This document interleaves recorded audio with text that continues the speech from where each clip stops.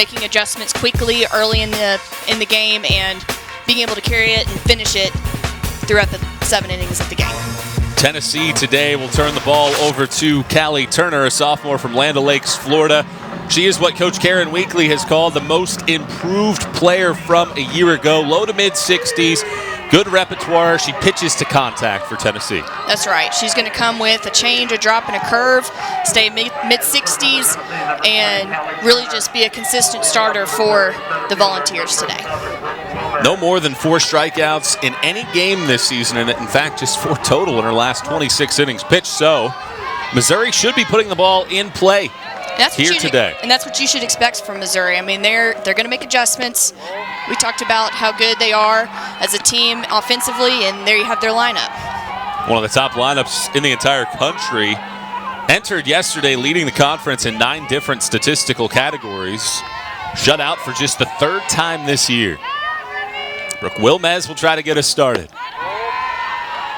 Wilmez 0 for 3 yesterday. A lot of 0-fers in the lineup. The only player to produce a hit is in the on-deck circle. And Turner already falling behind at 2-0. And if you're Missouri, you want to get off to a really good start. That's right. Getting the leadoff on in the first inning and throwing the first punch is going to be crucial for them. Turner misses off the plate away.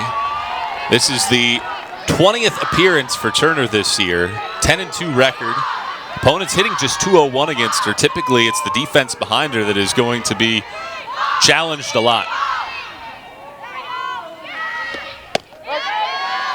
And as we saw in the first 3 pitches of this at-bat, Coach Karen Weekly also brought up that she's still working on finding the zone. And so the quicker she can find that, and clearly that last pitch she had no problem finding it, but that's going to be something that she's going to have to work through in this game. Wilmez swings and lifts one out to left center field. This will find a gap, and it finds some grass over the wall. A leadoff homer for Wilmez. Missouri's offense has awoken. 1 batter into game 2. I mean, if you're looking to make a statement coming into a game where you're shut out for one of just a couple of times that's happened this season, this is the perfect way to do it. First batter of the game, waits for her pitch, drives it out in the left center gap. I mean, you can see it all over Turner's face. She was stunned when she saw it leave the park. I mean, the wind's blowing out, really. I mean, every situation was perfect for that ball to get hit out of the park. It just snuck over the fence, and Megan Rhodesmith, the pitching coach for Tennessee, is out after 1 batter, but I think that's what happens. You fall behind in the count, you have to come with a pitch over the zone, and this Missouri lineup can crank it as good as anybody in the nation. And that's also what we saw Rogers do effectively yesterday. Was she attacked the zone early, especially in the first round of going through these batters. And she, knowing what kind of offense Missouri has, that's what you've got to do. You've got to get ahead quickly so you can make them get themselves out. And that's ultimately what I think led to Tennessee's victory yesterday. 1 hit yesterday for Missouri, 1 batter into this game, and a hit. And now the freshman Jenna Laird, who had that only knock, and once again Turner falls behind. It's 2 balls and no strikes. Laird, a freshman from East Meadow, New York.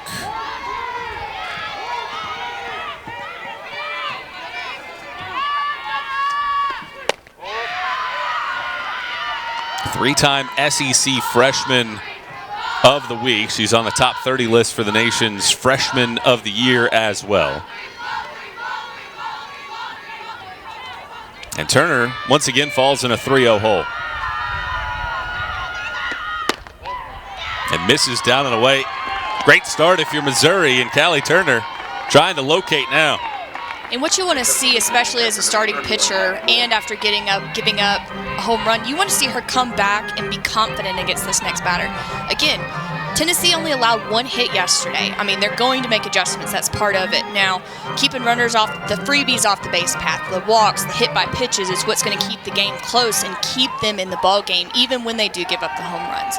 But being able to come back and keep that walk from happening is going to be crucial for keeping this game close. Turner misses again, up and in, and she is really fighting it right now. Trying to find the zone. Just 2 of her 10 pitches so far have been strikes.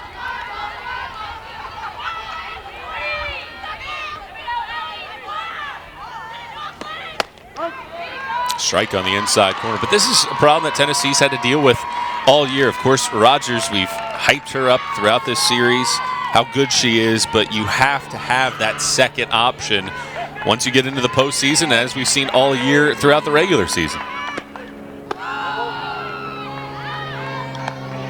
And even if we talked about, she has a changeup, she has a drop, she has a curve, all these different pitches, but truthfully, if you can locate a fastball well, have an off speed that works, and maybe one other pitch, you'll be successful. But it's being able to do that consistently that's going to keep the ball rolling.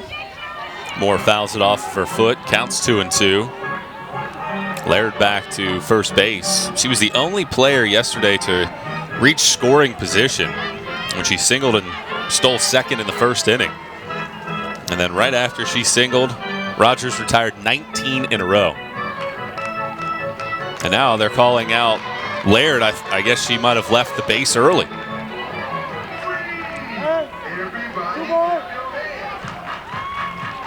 A big break for Tennessee for sure, getting the freebie back off the bag. I mean, those mental errors are too something that can kill a team. And like Missouri, they're looking to get this win today against maybe their number 2 pitcher. And those are definitely not going to help. So now the base runner erased, and a 2-2 pitch is fouled back.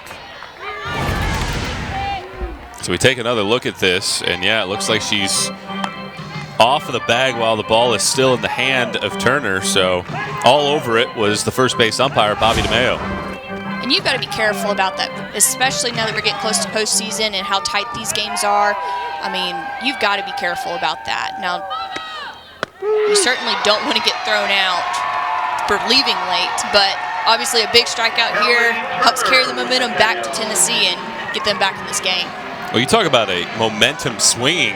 You get a home run, a 4-pitch walk, Turner's behind in the count to Moore, and then just like that, in a blink of an eye, 2 outs, nobody on, and this can help Turner gain some confidence to get out of this inning, and it's a 1-0 game. It's not even through the first half inning of this game, and we've already seen 2 huge momentum changers from a home run to now getting 2 outs like that. Well, I think one of the things that Tennessee has to think about throughout this weekend, regardless of who's in the circle, is if you're going to give up a home run to this team, it's better that it's a solo shot than with runners on base. So you might give up a couple, and with your offense, you feel like you can put up a couple runs and be in every game. That's right, absolutely. And those single home runs are not the ones that kill you. The ones that have freebies from walks and hit by pitches, and then the home run after that, that's what'll kill you. Well, once again, Turner 2-0, trying to locate the zone here against Shomo. And a foul ball back. Cassidy Shomo drew the walk in the 7th inning that broke up the 19 in a row retired. She and Laird were the only 2 to reach yesterday against Ashley Rogers. A Wilmez leadoff home run has started us off here today.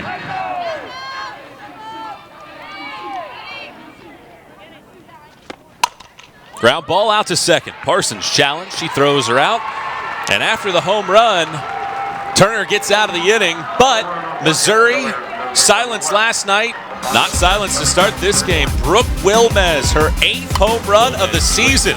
Well, opposite field shot makes it 1-0 as Tennessee steps to the plate.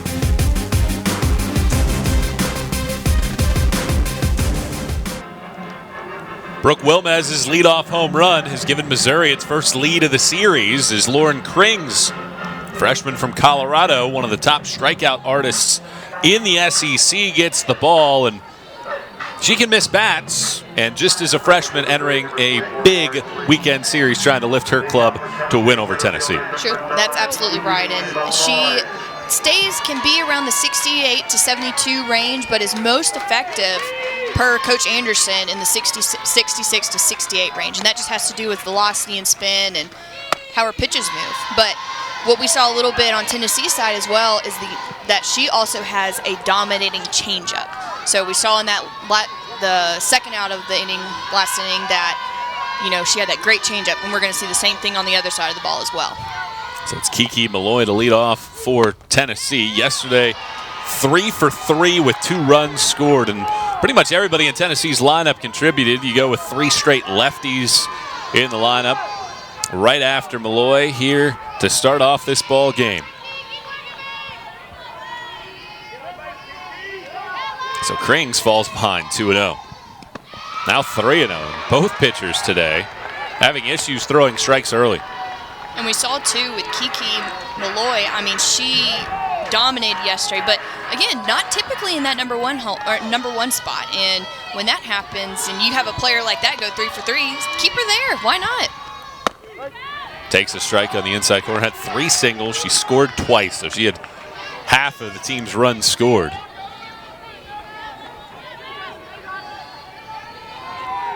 Tennessee would love to have an opening base runner. They had the leadoff hitter aboard in the first 3 innings yesterday. Good job by Krings battling back, 3-2.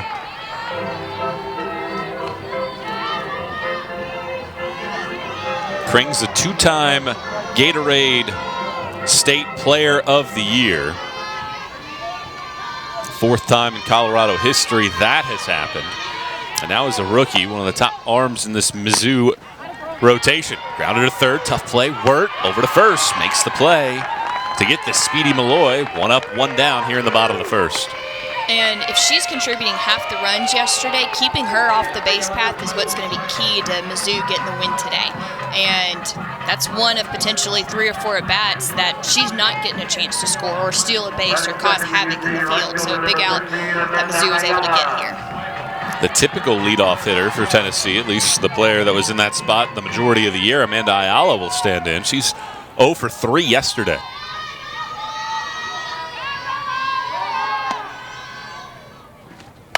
Ayala fouls the first pitch off. It is senior day for Tennessee. All the seniors will be honored after the game, and we take a look at some of the baby pictures throughout this lineup, and Ayala getting a nice little snack there as a youngster. Yes.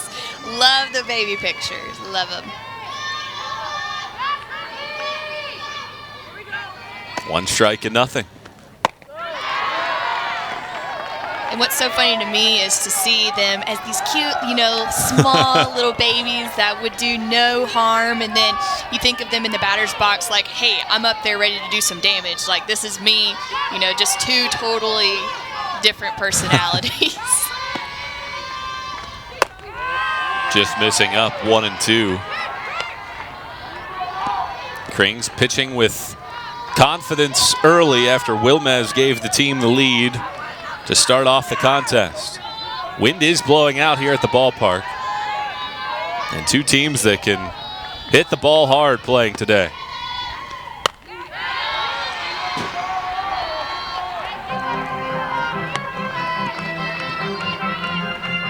Pretty stiff out to the outfield. It's very overcast. The lights are lit here at the park.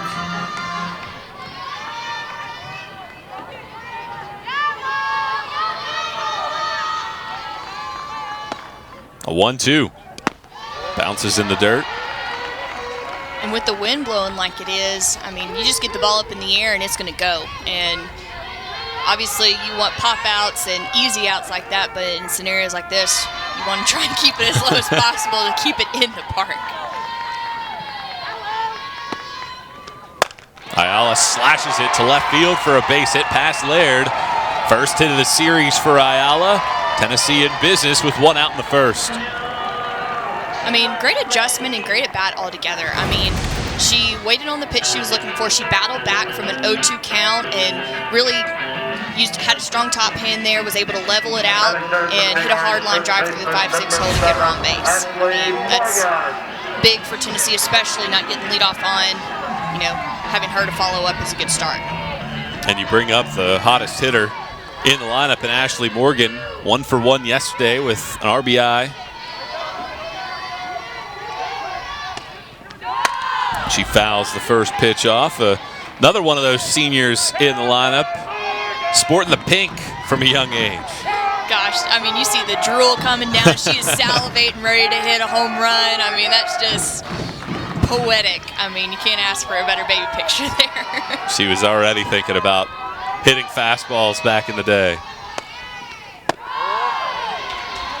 Well, Tennessee leads the conference in stolen bases. A lot of that is led by Kiki Malloy with her 36 now on the year, but Ayala has 10. So you would think any time that Tennessee can get somebody on base, they're thinking about getting that runner into second base by a stolen base and then getting him in. Right. That's right. And with, I mean, really the way both of these pitchers on each side of the ball have been throwing, there could be a wild pitch before you know it here in the next couple of pitches, which is a freebie for Tennessee right now. Missouri prides itself in defense, second in the conference, but did make a critical error yesterday. Now 3-1 to Morgan. Well, after the flow that we had yesterday with both pitchers, really, in fact, Missouri pitching threw less pitches overall than Ashley Rogers did yesterday, granted in one fewer inning, but it was a very efficient overall day in the circle for both sides. Not the case so far here early. 3-2 to Morgan after the foul ball. Deep counts as well, and I think obviously Missouri wanted to do that after yesterday, but certainly for Tennessee, you know that Missouri's pitching staff isn't among the best in the league, entered 10th in ERA. You want to make Missouri use as much pitching as they possibly can. And they've been working on video. I'm sure they went back to their hotels, checked out what they did wrong, and are using those adjustments today. Foul ball down the left field line. Morgan will get another try at it. And it's so crazy the technology we have today to be able to do that, where it can be uploaded in an instant. They're looking at it the night before you start. I mean, I can't. There's really no excuses for not being prepared anymore, right? It's not like you're going in the box guessing what the pitcher's throwing. You can see if she has a changeup, you know, whatever pitches she has, but. And now I guess just what had happened in the top of the first inning with Laird leaving early. Ayala called for leaving early. And that, I mean, you've got to be, when you see that first one called, you've got to be extra sensitive to not leaving early because you know they're looking for it, especially if they're calling for it in the first inning. Ball 4, so talk about a potential rally killer. Instead of first and second with one out, now just a runner at first with 2 outs for Chelsea Segern. I mean, he hasn't been wrong. He's been, I mean, umpire over at first base has been calling it like it should be, but those are huge momentum killers, especially with your speedy people, and, I mean, those are potential scoring opportunities that have been wasted by both teams. Chelsea Segern will stand in 0 for 3, but had an RBI yesterday. Takes the ball inside, and another one of those seniors. I love the Big Red. That is something that, as a kid, if you saw Big Red in the cooler, you were grabbing for it right away. You were a happy camper.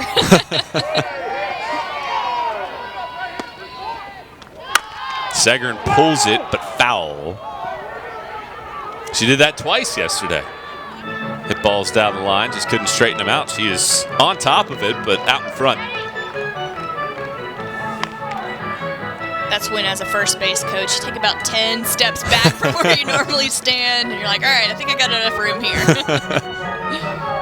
And you step behind the bag, too. Give you a few extra seconds if you need it to react.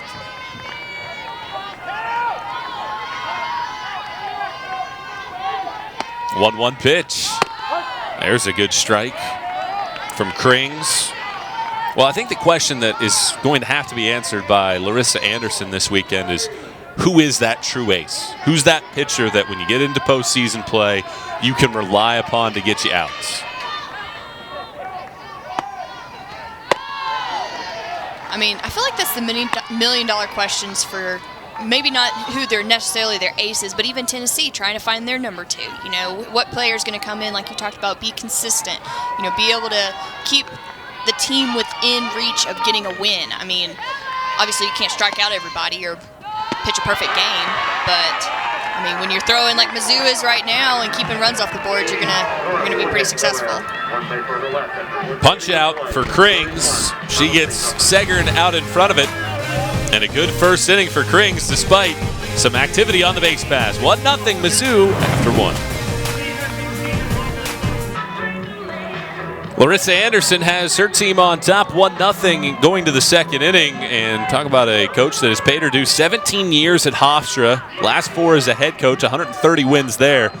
And now in her 3rd season at Mizzou. And she's taken her mentality, her mindset, and ingrained it into this Mizzou club. And clearly made an impact. I mean, we talked about going in this weekend. They lead in several offensive categories across the SEC, and that's not easy to do, especially in just a 3rd-year program. I mean, she came in there, has completely transformed the culture that was there, and even through COVID has been able to make an impact.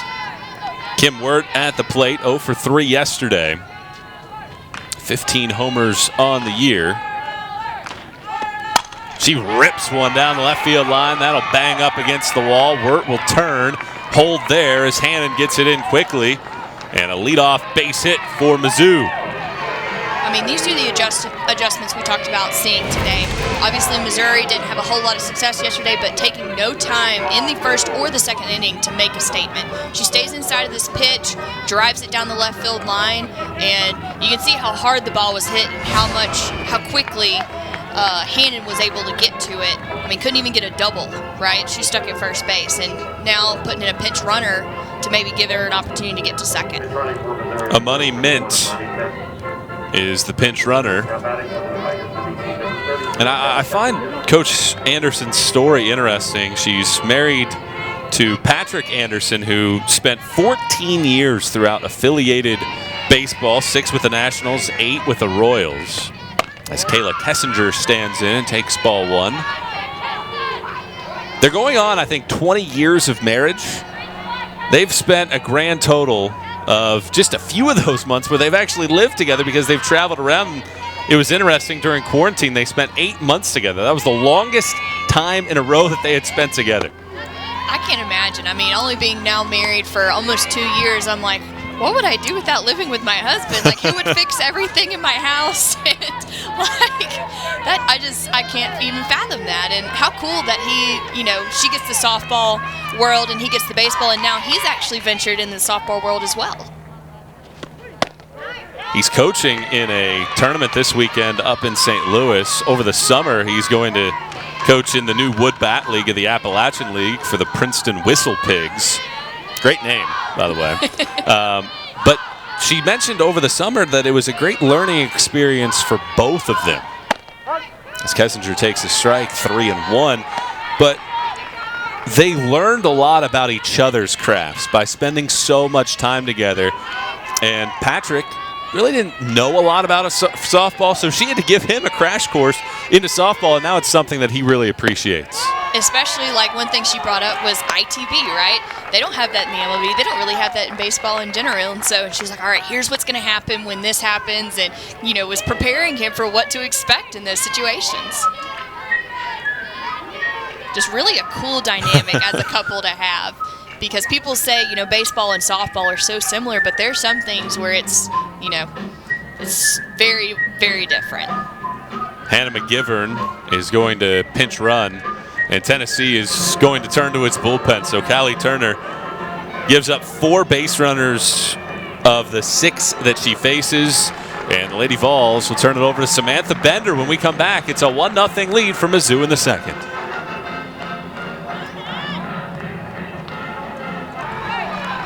Samantha Bender is the new pitcher for Tennessee, an Iona College transfer. Now in her 2nd season with the Lady Vols. Threw a no-hitter against Northern Kentucky back on February 28th, but Tennessee looking to find the right answer out there in the circle, and now it's Bender's turn. That's right, and she's going to throw a hard down ball, stay kind of in that 66 to 67 mile per hour range, but has really been more of in the relief role like we're seeing here, and we'll be curious to see what adjustments she makes to finding that strike zone and getting these Missouri hitters to get out. Well, Robbie answers that question on the first pitch she sees. A little flare down the right field line for a hit. Throw over to third base is late.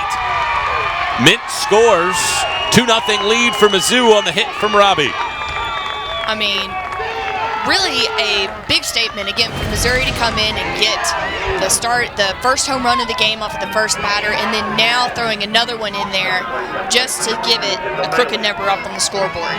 And, I mean, didn't really get a whole lot of the ball, but it was one of those perfectly placed hits where it was in no man's land and no one can get it. And now you're in a situation where you've got a runner at third, 60 feet from scoring, and a continuation runner at first. Still nobody out either. Kendall Bailey steps to the plate. Well, right now, if you're Tennessee, you got to find a way to stop this bleeding. Maybe the runner from third scores, but that has to be it. That's right, and we saw it yesterday. This was Tennessee yesterday. You know, they made adjustments in box, and now we're seeing a conference out in the circle with Tennessee. And I believe a pinch runner maybe at first base.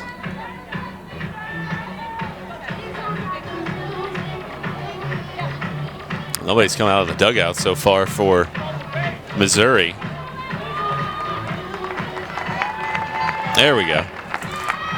Abby George heading over to first base, so 3 pinch runners in the inning. Maybe first and third play we see coming. Never know with Coach Anderson. She has, like we talked about, changed the mentality of Missouri, so maybe throwing in a sneak attack in this game might be her go-to. There goes the runner. She's caught up in a rundown, but Tennessee handles it well. Good job. Parsons came in, made sure that the runner from third wouldn't come in. You were right on it. Yeah, and that's what you got to, especially in situations where you've got a lot of momentum. Tennessee is kind of on their toes right now, you know, not really feeling super comfortable. You want to keep them in that position and keep just tacking on runs while you still can and have runners on base. Bender ahead at 0-2, needs an out. Check swing, foul ball. Well, it's so interesting because we talk about how much Missouri mashes. Well, this inning is a great example of what they're able to do outside of just hitting the long ball or hitting extra base hits. Get runners on base and then put a lot of pressure on the defense, make the defense think a lot about what's happening out there. And all that does is create havoc and allow them to score more runs. Foul ball off of third. Bender, at the very least, is throwing strike. Turner only threw 10 of her 26 pitches for strikes. And when you're facing off against this Missouri lineup, not going to win a whole lot of games if you can't find the zone. And it's almost like she was pitching a little timidly, like she knows how good their offense is going to be, and coming back after a day again where they just had the one hit, you know they're coming for blood. Fly ball to center, Malloy's under it, makes the catch. The runner will score from third. Mizzou has scored 3 in the first 2 innings, and it's a 3-0 lead for Missouri. Big runs being put up on the board. I mean, but truthfully in the SEC, 3 is never enough. I mean, we've seen games across the SEC where Alabama scored 11, you had 7 scored by Ole Miss, and then we had 4 yesterday by Tennessee, and now they've got a goose egg. But, I mean, really, just getting the ball out of the infield is prime job number 1 when you've got a runner at third. I mean, she gets it deep enough to where there's no chance of getting her thrown out at home, but also smart play by Malloy as well, getting into second base to keep the runner from advancing. So with 1 out, Honnold grounds to Davis at short, picks it, and a good throw to first is in time for the second out. So Bender now 2/3 of the way home to keeping this at just a 3-0 tally. And again, 3 runs is not enough. I mean, Tennessee scored 4 yesterday. They've got to keep the pressure going, and that's something that Coach Anderson talked about earlier this week on the call, is playing 7 innings hard. You know, they may have had a great first 2 innings, but can they continue that in the next 5? The other thing about Missouri is their pitching staff will give up some runs. So there will be opportunities for Tennessee. We saw it in the bottom of the first, but Tennessee ran themselves out of an inning. And keeping those mental errors to a minimum is also going to be key. I mean, good teams are going to take advantage of that. And, I mean, fortunately for Missouri and Tennessee, they both had one of those at this point, right? So keeping those at a minimum is going to be crucial. Wilmez homered to start the game, and she hits this one out to short. Davis throws across the diamond to end the inning. Bender does a nice job in relief, but Mizzou scores twice, and the Tigers have a 3-0 lead through 1.5.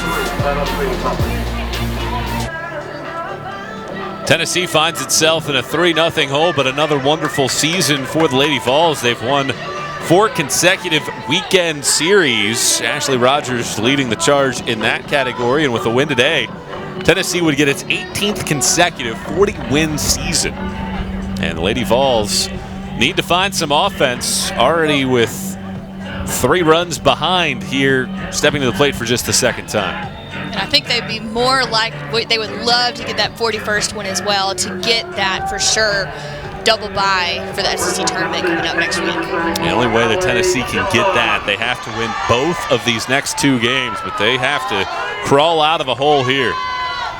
Allie Shipman starts us off in the bottom of the second. And she pops up the first pitch. Second baseman Bailey squeezes it. 1 pitch, 1 out in the second. We've touched on this a little bit, but that double bye is crucial for Tennessee because they have, the ace, their number 1, Ashley Rogers, that obviously can do some damage against great offenses like Missouri. But if she's having to throw Wednesday, who are you throwing, or Tuesday even, who are you throwing Wednesday? Then she maybe throws Thursday, then who's throwing Friday? Being able to make it deep in the tournament for them is they need those 2 game buys. Riley West standing in. Well, I think that's the big question for Tennessee is let's talk about these 2 teams as if they were stocks, because we know how good Ashley Rogers is. She can carry you in the postseason. We know how good Missouri's offense is, but if you had to buy stock in one of the 2 for the postseason, which team do you think formats themselves better once you get into tournament play? That's a tough question. Obviously, we've seen Tennessee struggle a little bit with their pitching this game, but I don't know. It's a tough call. I mean, I think they're seated perfectly, 15 and 16. And I think it could very well be the opposite. Ground ball to first. Good play by Robbie as she steps to her feet after a kneeling play. Takes it to the bag herself. 2 up, 2 down in the second. And those defensive plays are what's going to keep Missouri in this game. We've talked about, Coach Anderson wants their team to be the ones that work the hardest. And what they work the hardest on is on defense, because they know they're going to get hit, because they may not have the best pitching staff in the country, but by gosh, they're going to make sure they make the defensive plays to keep them in the ball games, and that's a big one as well. So now Ivy Davis, who had a 2-run home run in the second inning yesterday, stands in. 2 outs, nobody on here today. I think when you're talking about the stock in the 2 teams, well, both teams, if you just look at the sheer records, how they perform, they're basically the same. Granted, Missouri better offensively, Tennessee better in the circle, but they're very similar teams. And I think both of these teams will have very equal postseason trips. It just depends probably on matchups. Right. And if they'll be able to have one of those coveted regional site hosting ability. I mean, they're both on the list, but these last couple of games are what's going to seal the deal for whether they host or not. Krings has fallen behind at 2-0. And I know in stadiums like Sherry Parker Lee, and Road Stadium, you've got, just stadiums across the SEC, home field advantage is going to impact your ability to play more than you can think about. It's that intangible that, no, they're not physically doing anything on the field, but they can change the momentum of the game in an instant. Davis hits this in the air. It'll stay in the ballpark. Shomo has it in a quick 1-2-3 inning from Krings. Mizzou in the driver's seat through 2.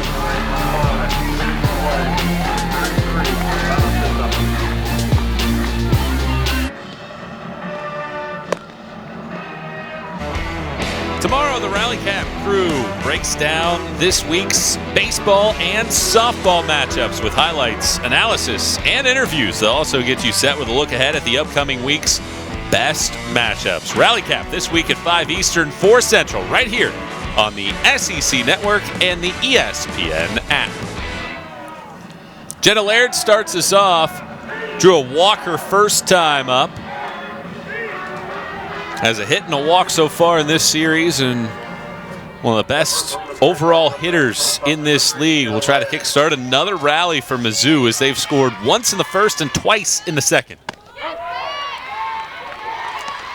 Laird having a phenomenal season in SEC play, and that's where sometimes you learn about freshmen. Sometimes you can hit the non-conference teams, but when you're hitting .410 in SEC play in the final series of the year, you know that those numbers are true for Laird. Right, and I'm imagining that those non-conference games are only padding her stats even more. But clearly a controversial call on the field. This Tennessee crowd is not having it. Check swing from Laird, ruled by Chris Neighbors that she held up. And Laird slashes one out to center. Malloy had a tough read on it. Those are the tough balls, hit right to you, and she was able to backpedal and make the grab. Always take the first step back. It is much better for it to fall in front of you, if anything, before letting it go to the fence. I feel like that's a hard thing to say because you say it, but when the ball's hit to you, you're always like, I got to take that step in. It's always going to be in front of me. Yes. And really the key to that is just reading the spin of the ball. Does it have a backspin on it, or does she come over the top of it to create the top spin to make it fall in front of you? Hattie Moore flies this to right field. Ayala with a lengthy run, stays in fair ground to make the catch. Bender's done a nice job. She's retired all but one batter she's faced so far.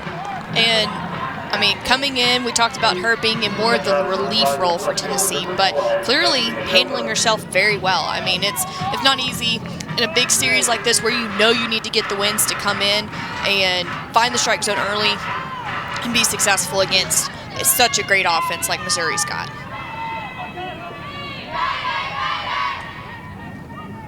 Cassidy Shomo standing in. 0 for 1, a ground out to second, her only time up.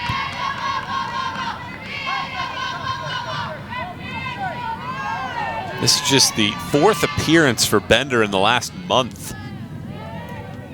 Kind of an element of surprise, maybe a little bit. You know, you haven't seen a whole lot of her, and maybe someone that Missouri wouldn't have really prepared for. I mean, she is another pitcher that they have, but, you know, you try to focus on their ace and maybe try to guess who that second pitcher is, but clearly doing well with shutting Missouri down. She's retired now 5 in a row. In her last 6 innings in the circle, she's given up only 5 hits. And I think this is what Tennessee is looking for, is come in, give us a few innings, keep us in the game. Let's see if the offense can get something going, because you can close that gap. Maybe Rogers comes in to close it out if you can get a lead. And at the rate that she's throwing, I mean, she's holding her own. Why not let her in and let her go until, you know, she maybe gets solid contact. Not necessarily let it go until they get bases loaded with no outs, but, you know, at least let her carry on until you feel comfortable. Another foul ball from Shomo, still 2-2. Bender, solid overall season a year ago. She's turned the strikeout numbers up a little bit here this year, her second season on Rocky Top, but with Rogers being hurt last year, she was used a lot more. This year hasn't been used as frequently, but maybe making a bid to be that number 2 pitcher behind Rogers. And still, I mean, you see one win and 1 loss category, and then 5-1. She had 14 strikeouts in 6 games, right? Now you're looking at, in 2 games, she's had 16 strikeouts. So, I mean, that's at least, you know, showing that she's still effective. She can be used as necessary in that relief role, but obviously Rogers being that ace spot for him. So really good at bat right now by Shomo, fouling pitches off with 2 strikes. Maybe not your traditional cleanup hitter, especially in this offense with just the 3 home runs, but she's seen 7 pitches so far in this sequence. Another break even from Bender. And another foul ball. You always wonder, do they just keep this many balls on hand? Or like, how do they never run out of balls? It's like on those movies with high action, you know, they're shooting guns and you're like, do they ever reload? Yeah. Like, where's their ammo? A lot of souvenirs so far in this at bat. And the count has gone full. Shomo with a terrific at bat. And just when it looked like Bender was going to have a pain-free inning, she's run the string out on Shomo. 2 outs, nobody on in the 3rd. Grounder back up the middle. Davis picks it up. Strong throw to first is in time to end the inning. And Bender with a 1-2-3 stanza. But Mizzou still leads by 3 through 2.5.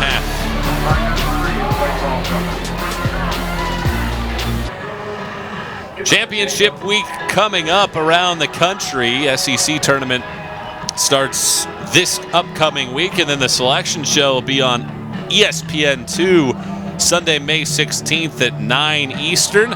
Starts our road to the regionals, and then the road to the Women's College World Series, culminating in Oklahoma City on June 3rd through the 9th, and both of these teams trying to put their final stamps on their tournament bids. Teams that both hope that they could potentially host super regionals.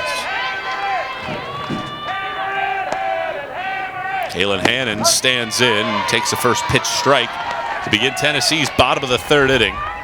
Krings is retired 4 straight and pitching a shutout so far.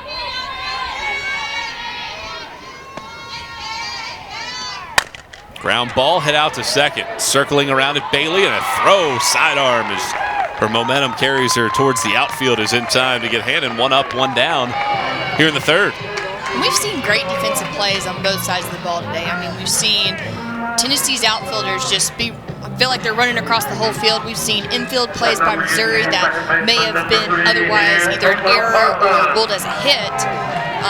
But overall, just solid across the board. And that's what, as you get farther into postseason, you're going to see that defense tighten up even more because they know how much one play can impact the game.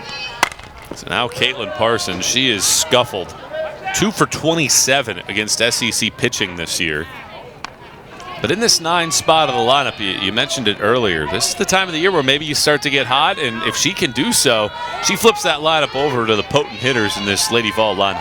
And that's the job of your 9-hole, is to turn over the lineup, get your big hitters back up to bat, and let them hit you in. Parsons behind, though, at 0-2. You have to credit Krings right now. She seems to be in full control in the circle. Very stoic. I mean, you haven't really seen her expression change a whole lot. She's been zoned in, knew where she was throwing when she came in, knew where the strike zone was, and has effectively done well. Bouncer is short. Laird with a throw to first gets the speedy Parsons. 6 in a row retired by Krings, and the lineup flips over for Kiki Malloy, who we talked about at the beginning. She's the key to this Tennessee lineup. On base 3 times yesterday. Tennessee scored her twice, and every inning that Malloy was on base, Tennessee scored. So really, she's the key to this offense right now in the leadoff spot. You keep her off the base path, I think you get a win. I mean, truthfully, you look at the game yesterday, it'd be a 2-0 ball game, and that's doable. Really, a 4-0 ball game is doable as well, but 2 at least gives you the confidence, hey, if we get a walk or a freebie, we can hit a home run and tie the game up with 1 swing.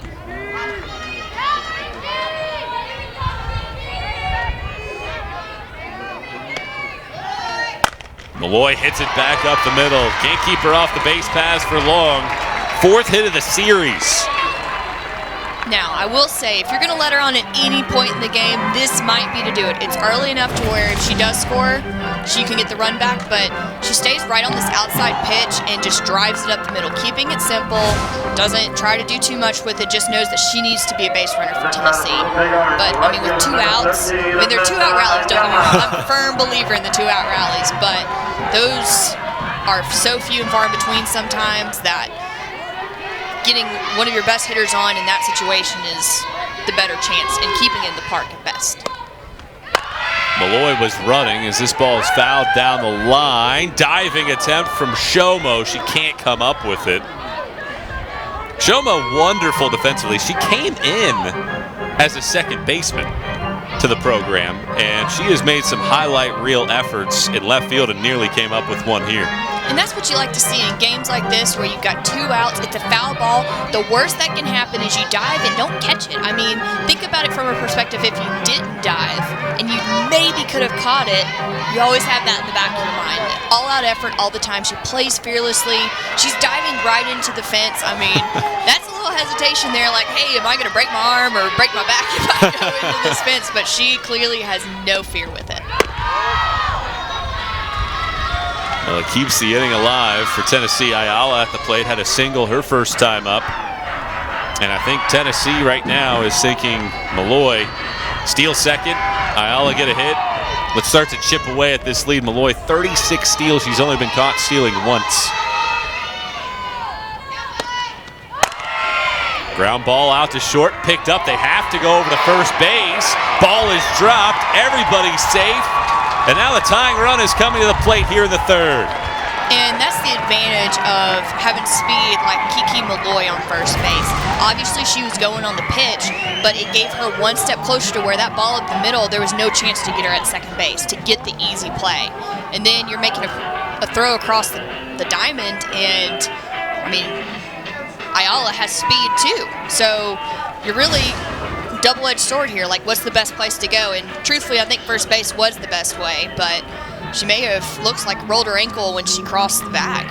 Well, what also played into that, Laird was playing so deep in the infield that wasn't going to be an easy play at first, no matter who was running, and Ayala was able to get over there in time to keep this inning alive. Back-to-back two-out singles for Tennessee as they take a look at Ayala.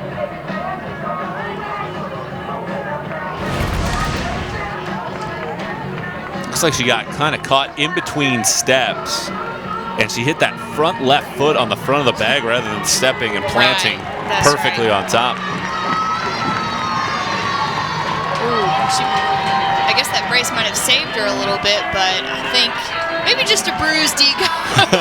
It happens. All-out effort is, you know, one of those things that can be a SEC top 10 play, or I'm sorry, SportsCenter top 10 play, or an oops, I did it again. But not top 10. Yeah, but not top 10. So here's Ashley Morgan.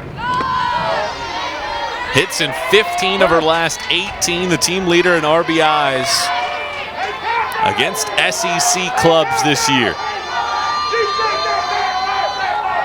And Tennessee sensing that this is a moment that at the very least they can chip into this. Morgan maybe thinking bigger. The 1-0. Strike on the outside corner, and the first time really that Krings has been tested, because she gave up the two base runners in the first, but Ayala left early, and both times she was just dealing with a runner at first base. And with one of the hottest hitters in the Tennessee lineup up to bat, this is one you got to make sure your stuff looks good on. 2 on and 2 outs, the 1-1.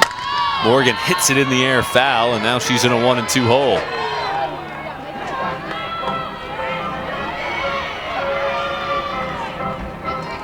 Just on that fly ball alone, Kiki Malloy was already rounding third base. I mean, just such a speed demon on the base paths. You mentioned 36 stolen bases. I mean, just leads the SEC in that category as well. 1-2 pitch. Check swing. Well, Malloy has great genes. She's the daughter of 2001 Super Bowl champion for the New England Patriots, Lawyer Malloy, former All-Pro safety. And her athleticism, we talked about it when she came up. Think about the pressure that now Krings is having to deal with once Malloy gets on the base paths.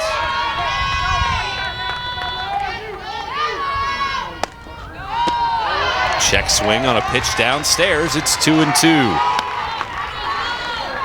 Well, it's still early in this game. This feels like a big turning point, one way or the other. That's right. I totally agree. And you see her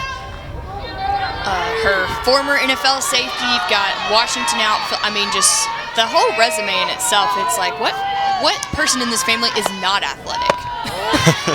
Good genes, just like you talked about. Pitch missing up and away. The count is now full to Morgan.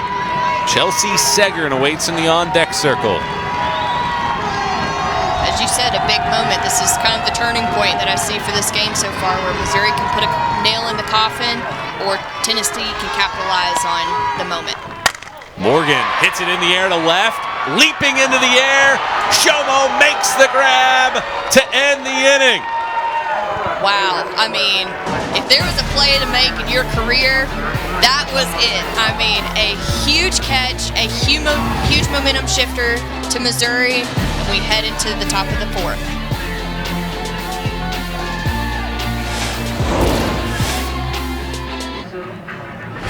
Tomorrow afternoon at 2 Eastern, 1 Central, we'll have the series finale between number 4 Mississippi State and 19th ranked South Carolina at Founders Park. SEC Baseball is also available on the ESPN app, so you can watch it from anywhere. Cassidy Shomo's leaping grab to put a bow on the 3rd inning and leave runners at first and second base for Missouri has ensured that the Tigers pitching a shutout and continue to lead it 3-0 as Kim Wirt starts off. She ignited a 2-run rally in the 2nd inning with a base hit. Samantha Bender back to work. She has been impressive on in relief after Callie Turner gave up 3 earned through an inning plus.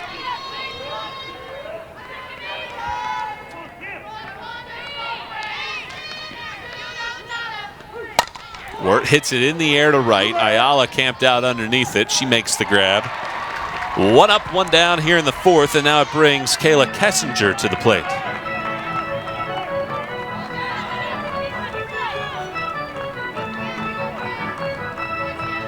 Kessinger, an All-American a year ago. She was an All-Region pick in 2018, and she has some Tennessee ties. She played softball competitively for Bill Shipman, who is the father of the catcher right now for Tennessee, Allie Shipman, one of our colleagues, and former Tennessee All-American shortstop Madison Shipman. Small world. A little bit of family ties there. So now it is the daughter trying to get out the father's former player. Kessinger takes down and away. 2 balls and no strikes. Been a great overall career for Kessinger.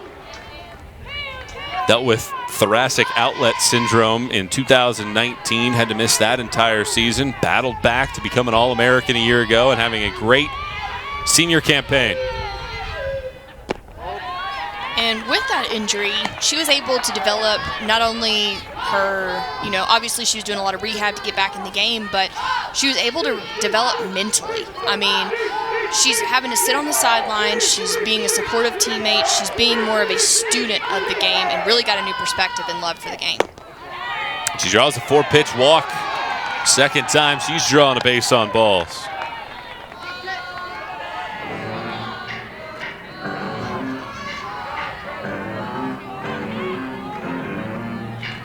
So a 1-out base runner for Mizzou, and here comes Emma Robbie, who was the first hitter to face Samantha Bender. Dropped in an RBI single to right field.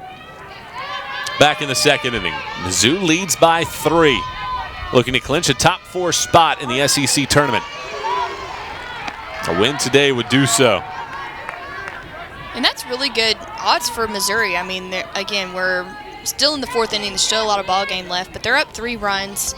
They've, had solid pitching on their side of the ball, and they're making adjustments in the bats too, getting base runners on, and at least giving themselves the opportunity to make a threat to Tennessee and putting some pressure on them.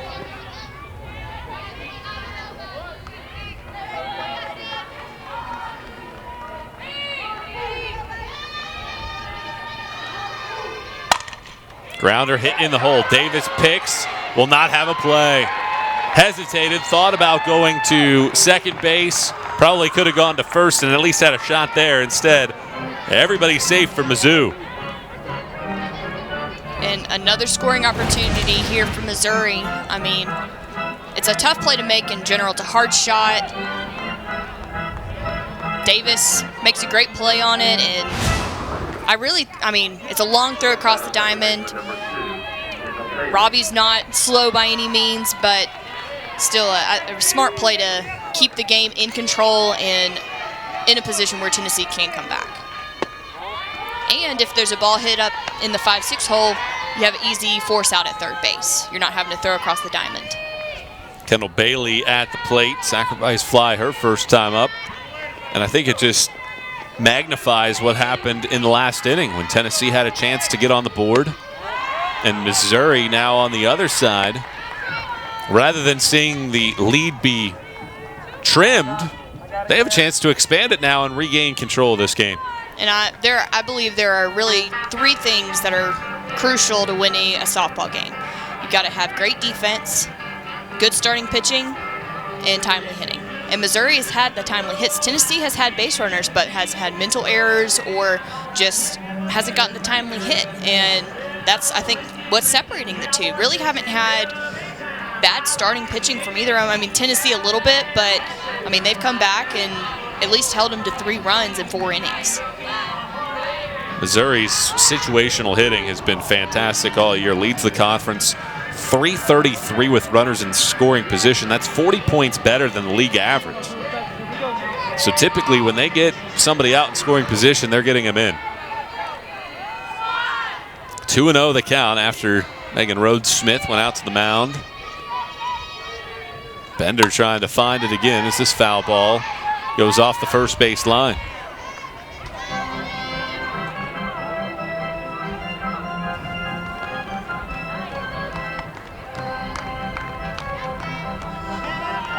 Big batter in this game.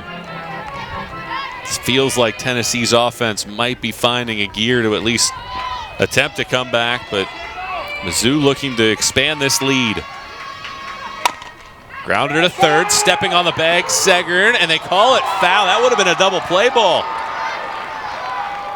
And that's a close play too, and we just kind of talked about that. The easy play to third, throw across the diamond for the double play.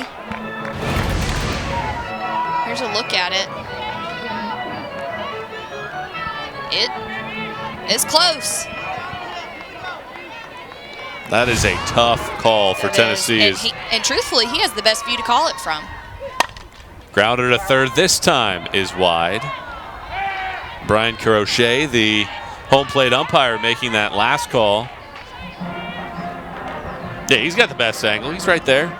Sees it. Trust his judgment. You know, he's not watching the pitch that was just thrown either. He's always on the ball, always making the right call. And of course, Tennessee fans are going to say, oh no, that was fair. That's fair all day. It's just the nature of the game.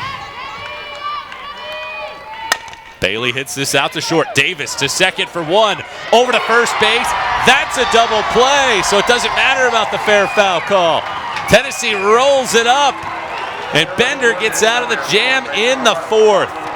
Can Tennessee find some offense? The defense gets a big play. Now the Lumber back to the dish. 3-0 Missouri going to the bottom of the 4th.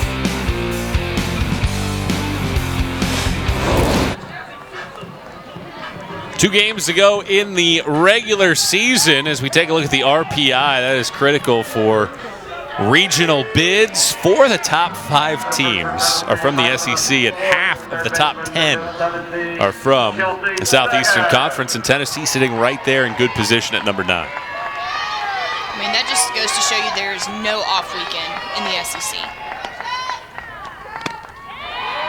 In other conferences, you might have, again, names that won't be named, but your easier teams, the ones where you might throw your 2 to 3 pitcher, number 2 to 3, but in the SEC, you've got to have your 1 ready and you've got to have your 2 ready, as we've seen on both sides of the ball today. Missouri leading it 3-0. Chelsea Segern leading us off in the inning. Tennessee had a chance in the 3rd, thwarted by a leaping grab by Shomo in left. Segern 0 for 4 in the series so far, trying to get it going. Krings blowing it by Segern.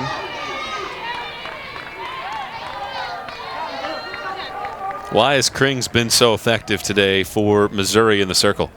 I think she's done a really good job of going at the hitters. I mean, not being afraid. It is Tennessee. They've got a great offense, but she's throwing strikes. I mean, that's all you can ask of a relief pitcher, but also she's throwing effective strikes. You know, she's making them foul a lot of pitches off, which foul balls, I mean, you're making contact, but it's not doing any good, right? She's had long fly balls. She's had a couple of hard hit ground balls, but enough to where her defense can make the plays. So I think that consistency of keeping the ball in the park and also addition to the foul-off pitches is what's making her be so successful. Well, that's really what Missouri tries to do in terms of how they pitch. They know that they can play with anybody in the country, And basically what they try to do is they know that some pitches might leave the ballpark or be put in play, but they try not to walk hitters, and the defense picks them up.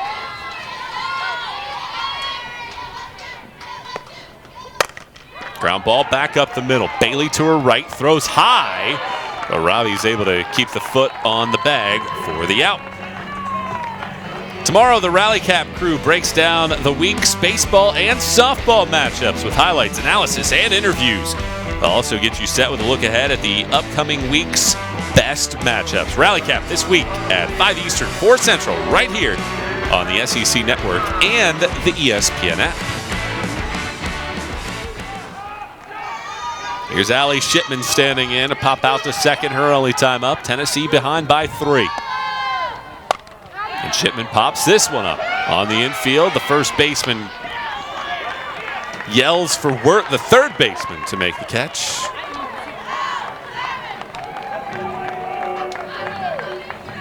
So quickly 2 outs, and Krings looking for another clean inning, retire the side in order in the second. Looking to match that here in the 4th against Riley West, who grounded to first base her only time up. Critical SEC game. Tennessee needs wins in the final 2 to get to the top 4. Missouri can clinch with a win today or tomorrow. What's so crazy to me is that even in the final season of SEC, these games, it's not like, oh, if we win or lose, it doesn't matter. But these games dictate the double bye.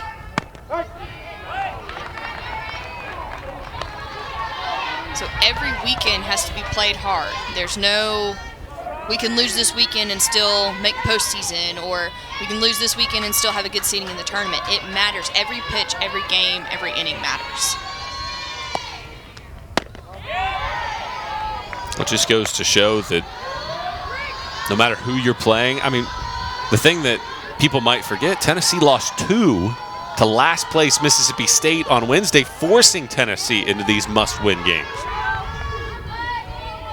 Rather than being in the driver's seat for one of those top 4 spots, West is sinking liner and a leaping grab by the second baseman, Bailey, on the outfield grass to end the inning. Another clean frame for Krings and a 3-0 Mizzou lead going to the 5th.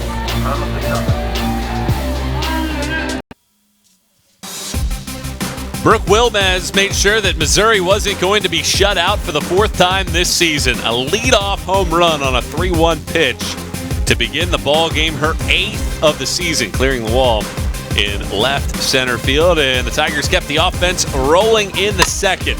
Emma Robbie, a base hit to right field to expand the lead to 2-0 for Missouri. And then one batter later, Kendall Bailey, a sacrifice fly to center field. And Missouri took a 3-0 lead through 2, and that's where we stand now, going into the top of the 5th inning. And 9-1-2 due up, and the top of that lineup looming with Wilmez in the on-deck circle. And for Missouri, you couldn't have drawn up a better start, not just in terms of how you've scored, but Lauren Curing's doing the job in the circle. But definitely looking to put on a couple more runs. We mentioned this yesterday, but in Tennessee's favor, you really want to get that 4th run. So if it does come up in the bottom of the 7th with Tennessee having bases loaded, I mean, the Grand Slam doesn't beat you, right? And that's always a factor in the home turf scenario, right? The smallest person can do the craziest things in this kind of environment. And 2, Missouri is trying to build up some confidence here at the end of the season. 2-0 to Honnold, and it misses up and in. Missouri started the year 29-7, so looked like they were going to have a phenomenal season, which they have had, but they are just 6-7 in their last 13 games. They've lost 4 of their last 5. Certainly want to finish the year strong going into the postseason. And a 4-pitch walk to Honnold to begin the inning. Bender 3 innings in the circle. And I mentioned just her 4th appearance in the last month out there, so you wonder how much of that plays into the fact that she's being extended out in this outing. All in all, I think you've got to be ready when you get the call. I mean, yes, you may not have the game time that other pitchers have in the lineup. You may not have, certain pitches that they do, but when your number's called, you've got to be ready to go. Wilmez trying to bunt, pushes it foul. Wilmez 1 for 2, a home run and a ground out. And really, I mean, she's held her own very well. I mean, she's kept the score almost the same. I mean, she allowed those 2 runs that are technically not hers to come in, but overall has shut down Missouri and given Tennessee goose eggs on the board so they can score, right? But, by giving up the freebie, you're giving Missouri an opportunity to take advantage of and tack on another run. She had 2 runners on base in the 4th, got a double play ball. Would love another one of those. Tennessee's turned 17 double plays this year. This one's out to second base. It eats up Parsons, recovers, throw to first, not in time. And that's 2 freebies. You've got the walk and now the error. I mean, that's what you call a snowball effect. You want to be able to limit the big innings, whether it be the big hit or tacking on 2 freebies back to back. And now you've got a runner in scoring position. I mean, it was a tough ball. It kind of took a weird hop. At least she kept it in front of her body and had a close play at first. But really, that's a play that's got to be made in games like this where you have to win to get that double bye. So prime chance for Missouri to add to its lead. Laird at the plate. She bunts the first pitch foul. And right now for Missouri, an opportunity to expand this margin.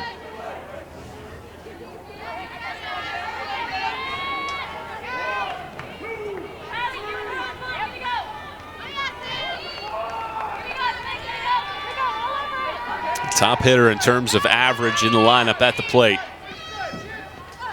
Not showing bunt here, and it misses down and away.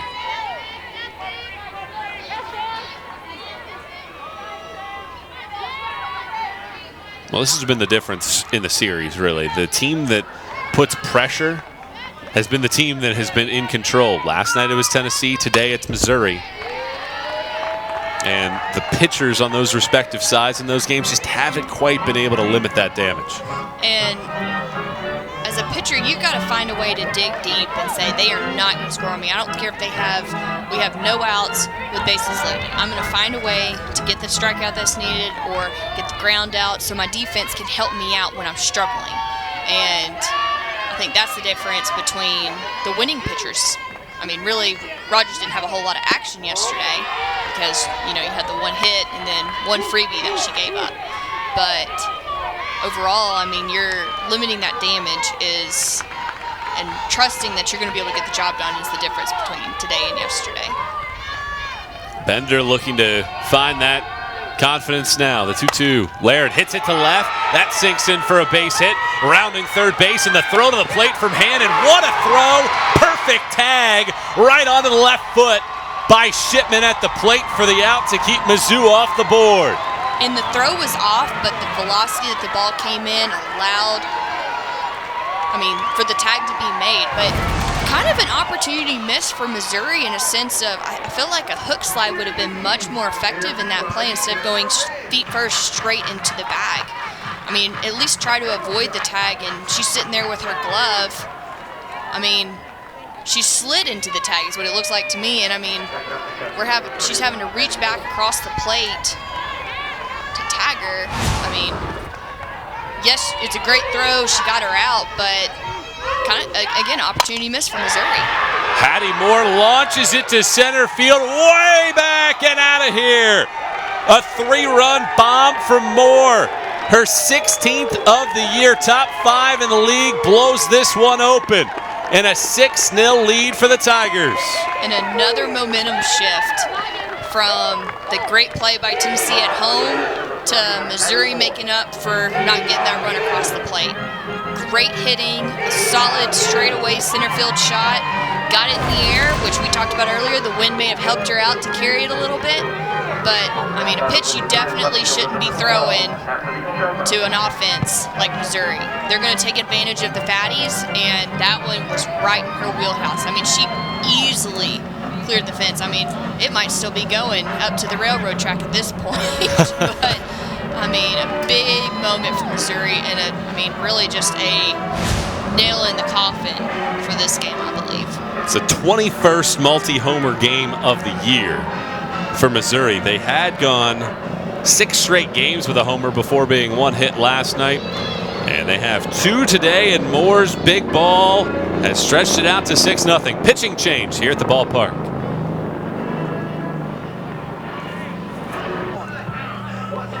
Freshman Bailey McCackern is the 3rd pitcher of the day for Tennessee after Hattie Moore hits a 3-run bomb to center field. It's now on the freshman McCackern to come in, and her job, I think, right now is to try to get the final 8 outs of this game and somehow find a way to keep this Missouri offense that has burst open here today in check. And from what Karen told us this week, Karen Weekly, she said that she's a gritty pitcher, right? She is, in a perfect situation here where you've got to get these 8 outs. You've got to dig deep. You've got to find a way to keep the scoreboard still at the score it is now from Missouri's perspective, but you're going to see a curve, backdoor curve, a rise, but she lives on the Blacken in the river. So clearly her pitches are going to be moving a lot, but Missouri's going to have to be very selective on what pitches they're going to swing at. Well, Missouri, 2 base runners all of last night. That has not been the case today as Shomo hits it out to center. On the warning track, Malloy is there to make the 2nd out of the inning. Solid contact, especially for the first batter coming up against a new pitcher. Still an out though. They're 7 away now, and gives Tennessee an opportunity to come back, hopefully get at least a couple runs in this next inning, and come back and get in the ball game. So now it brings the power hitting Kim Wirt to the plate, 1 for 2 on the day. Wirt's an interesting story, long relationship with Coach Larissa Anderson, committed to Hofstra in 2014. So she has been around Coach Anderson for a long time. But what makes her interesting as well is at age 10, her parents used to drive 2.5 hours from Accomack, Virginia to Delaware for travel ball. And at age 10, she played 1 game for the 18U team. And she crushes this one. This might clear the scoreboard, and it does. A mammoth homer for Wirt, her 16th of the year. It's a 7-0 Missouri lead. Wow, she just hammers this one. That was a no-doubter. You didn't even have to see it. All you had to do was hear it come off the bat, and you knew that was out of the park. And now we're kind of flirting with the 8-run rule by Missouri, which is a totally different scenario than what we saw yesterday. There was no question. She had a little bit of a bat flip there. She knew that was gone. Yeah, that ball was powered. Just so much power coming out of that swing, like you just said. And you see the bomb and jog already starting. To finish up that story, she didn't play a whole lot of games with the 18U, but she used to catch bullpens. That's how she learned what pitches pitchers threw, what the movement looked like, and clearly paid off here. She saw that pitch pretty perfectly. Wow. I can't believe how far it went, man. So Kayla Kessinger stands in, and she hits one into left field. Hannon charged in. As you said, take a step back. She almost had that ball get over her head. She makes the grab. It ends the inning. But a monster 4-run stanza for Mizzou. Hattie Moore starts it. A 3-run bomb for her to straightaway center. Wirt ends it. 7-0 Mizzou going to the bottom of the 5th.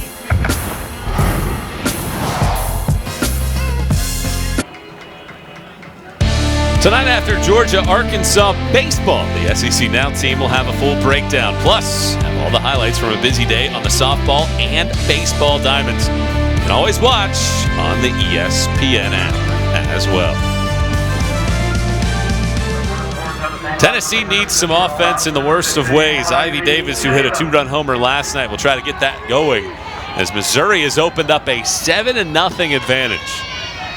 Thanks to 2 mammoth blasts in the 5th in a 4-run frame. Davis fouls this pitch down the line. Last night for Tennessee, the offense had a solid night, and Davis on an 0-2 pitch blasted one to left field for a homer. Off the scoreboard. It was her 14th of the season. She leads the team in the category.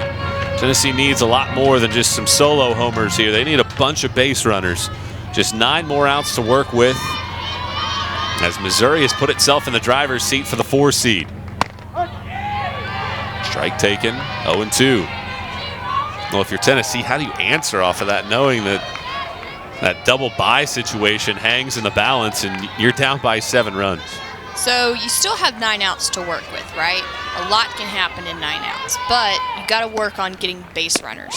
Like you said, the home run's not going to help you as clearly like a strikeout's not going to. You're going to have to find a way to get runners on and get those multi-hit, extra base hits, and just basically have a revolving door with a runner at second. I mean, that's what it's going to take. And we've talked about hitting being contagious. It's contagious for Missouri today, for the good hitting side of that, but it's also contagious for the not-so-good hitting side, which is what we're kind of seeing out of Tennessee today. Kaylin Hannon standing in 0 for 1. This is almost a repeat of what happened last weekend for Missouri. They lost game 1, and then they run-ruled third-ranked Florida. 10 runs in 5 innings, so they're in a position to do that again here. And we talked about it with Coach Anderson this week. Missouri can hang with the best of the best. I mean, we look at the games last weekend. They were in every single game, and 1 or 2 plays is what's kept them from getting a series win off of Florida. And now they're coming to Tennessee and showing that it wasn't a fluke. The series last weekend was not a fluke. Now, yesterday they had the loss, obviously, but making a statement today, say, hey, we're back. Yesterday was the fluke.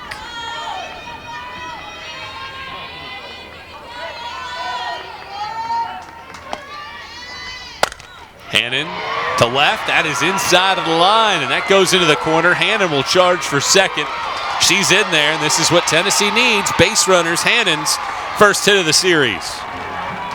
And a big hit, I mean, couldn't come at a better time, especially when you're trying to make sure you don't have that run rule flirting with. I mean, she stays on the outside corner on this outside pitch, barely skates in on the inside, but as it tails towards that corner, she knows that she can leg a double out of it, and that's what she ends up doing. And puts a runner in scoring position for Tennessee to at least get a crooked number up on the board. Tennessee will use a pinch hitter here as well. Madison Weber will stand in, replacing Caitlin Parsons in this portion of the lineup. And Missouri is starting to get some action going down in the bullpen. And a wonderful start so far by Krings. And Missouri doesn't want to mess around at all. Leading by 7.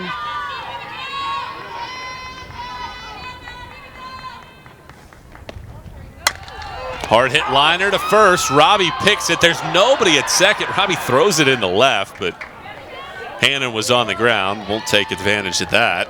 Second out of the inning.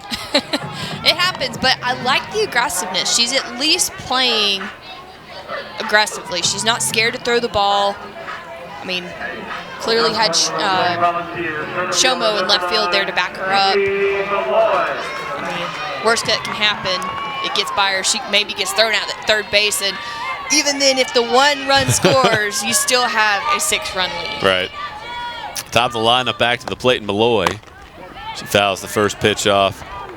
Malloy has singled in the game, and that was the big inning, the 3rd inning. Runners at first and second base with 2 outs. Morgan hit one right on the screws to left. Shomo got twisted around but made a leaping grab, kept it at a 3-0 game. And really, we talked about being the game-changing play of the game. Throw down to second base, handed back safely. Yeah, that was to me, that's the biggest play of the game, because if Tennessee gets 1 or 2 runs in that inning, all the pressure's on Missouri. Krings might not even be out there right now. They're down deep into the bullpen, and who knows how Tennessee plays it in the circle on their side.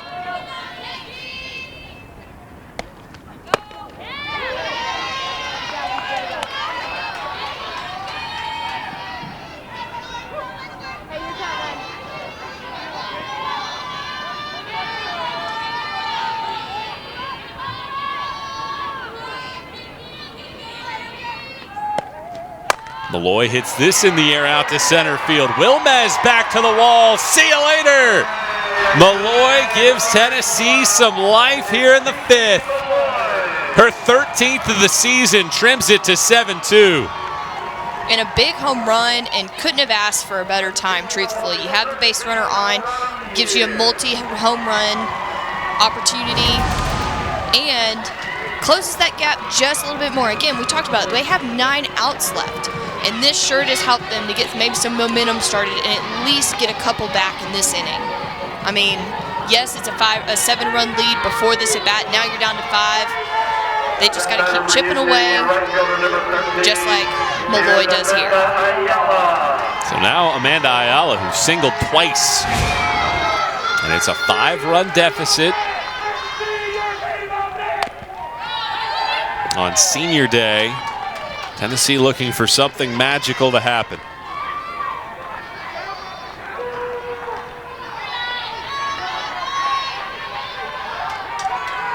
See how Krings responds after giving up the long ball. Grounder first. Should be easy for Robbie. She handles it. It ends the inning. But Tennessee trying to mount a comeback. Gets a 2-run blast from Malloy. 7-2 ball game. Mizzou in control going to the 6th.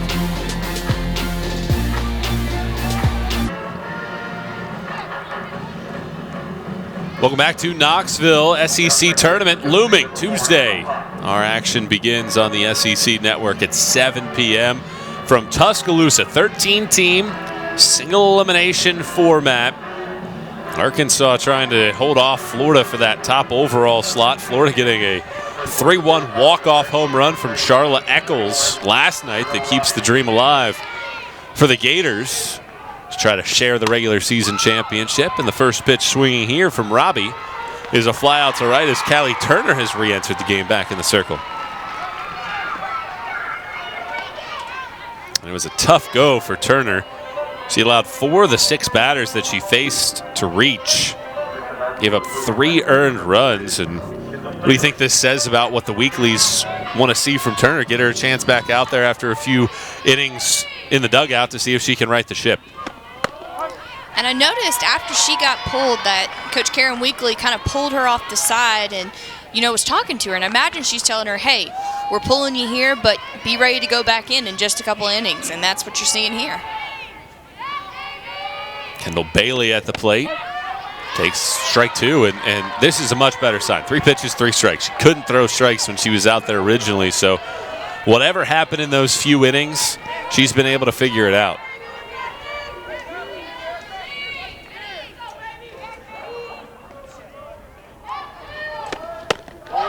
Pitch misses off the plate, a ball and 2 strikes.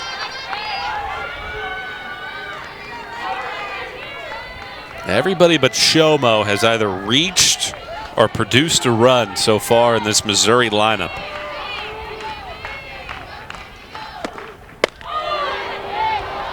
Pretty good changeup there. Tough for Bailey to lay off. We talked about previously when Turner was in, but obviously the strikes are a big deal, but it really doesn't look like she's trying to do anything too crazy. She's thrown an off-speed and a couple of well-located pitches. Liner into right. Ayala makes a solid basket catch. Nearly overran it, but made the grab. 2 outs here in the 6th. Tomorrow afternoon at 2 Eastern, 1 Central, we'll have the series finale between number 4 Mississippi State and number 19 South Carolina at Founders Park. SEC Baseball is also available on the ESPN app, so you can watch it anywhere. Well, Missouri has not been retired in order all day as a liner to left. Diving effort. Hannon makes the grab. Good inning from Callie Turner, aided by some solid defense in the corner outfield spots. Hannon comes up big with a leaning, lunging effort. And now Tennessee trying to continue its comeback, down by 5. Congratulations to Arkansas. They've clinched at least a share of their first SEC title. And then the bottom line, the Gators took 2 out of 3 against this Missouri team. They've won 7 straight series. They were down to their final 2 outs last night before Charla Eccles hit a 3-run walk-off homer, that keeps their title hopes alive as Florida tries to get another SEC crown. And here inside of Sherry Parker Lee Stadium, Tennessee fell behind 7-0. Kiki Malloy, a 2-run homer in the 5th with 2 outs. And Lady Vols looking to continue their comeback bid. Lauren Krings back out there. Ashley Morgan at the plate. And the meat of their lineup is up right now, so if there's any time that they're going to make a statement, make a comeback, this is it. They got a couple runs back and those 3 outs in the bottom of the 5th, but now we're looking at them running out of outs. They have 6 left at this point, but again, their best hitters are coming up. One thing that Coach Anderson told us during the week that happened last week at Florida, some of the inexperienced pitchers relaxed a little bit late in the game, and I think that's something that could happen. Here, you think you're up 7-0, you only need 9 more outs, you're in cruise control, 2-run home run, 7-2 game, maybe you got too relaxed. But that's a big-time pitch from Krings to get her 3rd punch out of the hottest hitter in this Tennessee lineup. And that, if anything, is a confidence booster to take her into the rest of the 6th inning and the 7th inning. I mean, located well, looked like she kind of caught Tennessee on their heels a little bit, but clearly the relaxing, let your foot off the gas feeling that we were talking about from Florida last weekend has been ingrained in their head this week. You got to keep playing all 7 innings in the SEC. Nobody's out until the last out is made. She needs 5 more, and that's the lead right now at 5, 7-2. Chelsea Segern at the plate. Krings bouncing back solidly.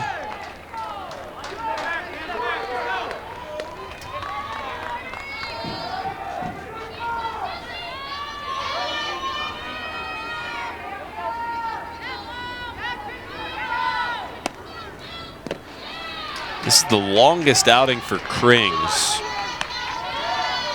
since February 28th. She went 6 innings of 1-hit shutout ball against Middle Tennessee.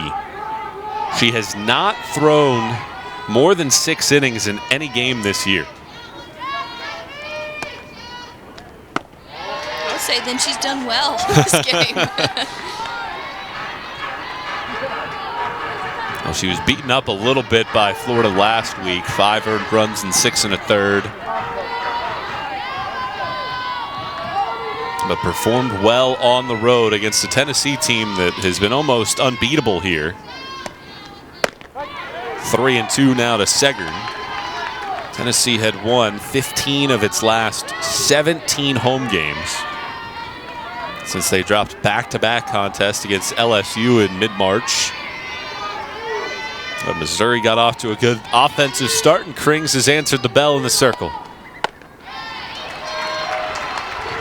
Now a walk to Segern and a 1-out base runner here in the 6th.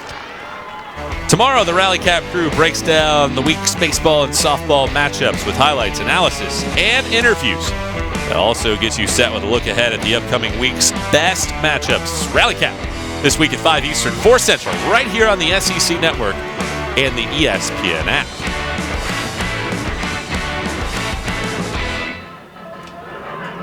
Tennessee will use a pinch runner. Kaylin Cole will take over at first base with Allie Shipman coming to the plate.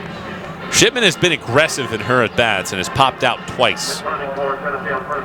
You mentioned the heart of this lineup. Well, if you can get 1 or 2 maybe on base here and keep this inning alive, Ivy Davis, the team's leader in home runs, looms. She's in the hole right now. 5-run ball game in the 6th.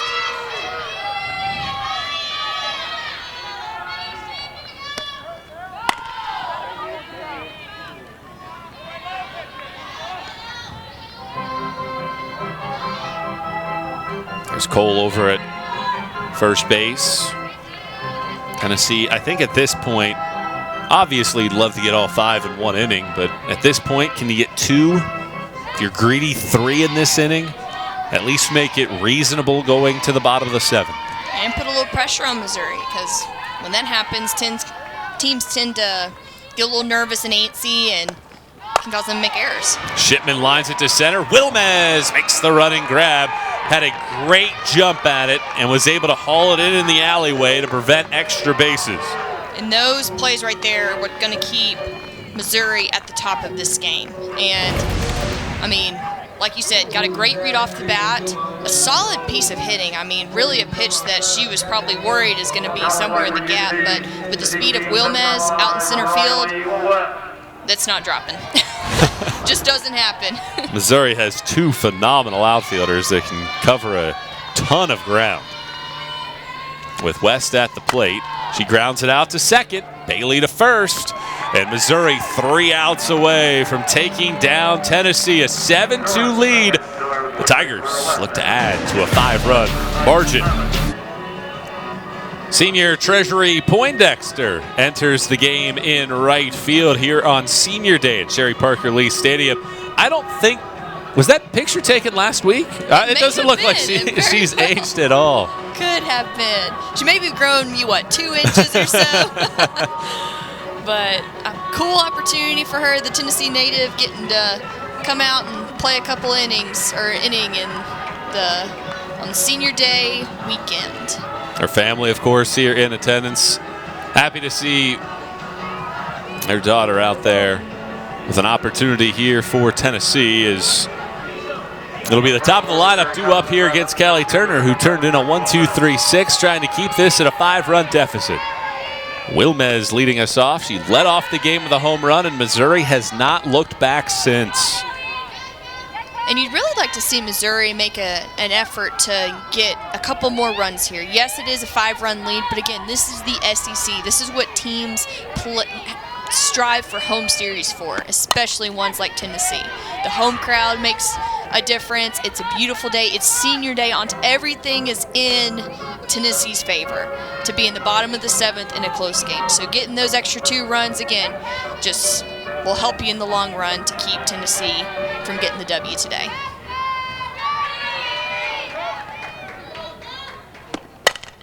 Wilmez flies this to left. Hannon over in the corner to make the grab and retire Wilmez. So 1 up, 1 down. Here in the 7th inning, and now Jenna Laird, who's been aboard twice so far. Singled and scored on that monster homer for Moore, who stands in the on-deck circle. That was a part of the 4-run 5th that has ensured that this game has some pad for the Tigers.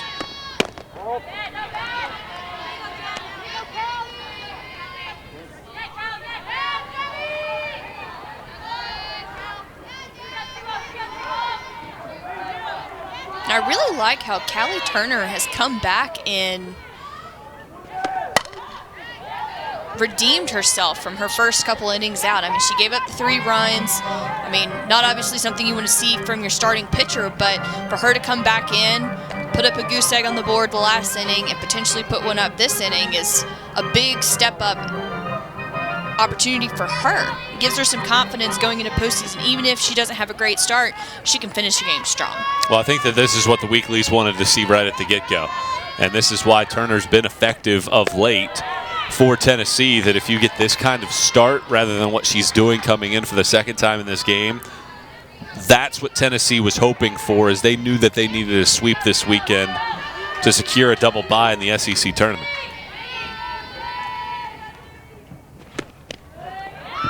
And that hits Laird just below the kneecap.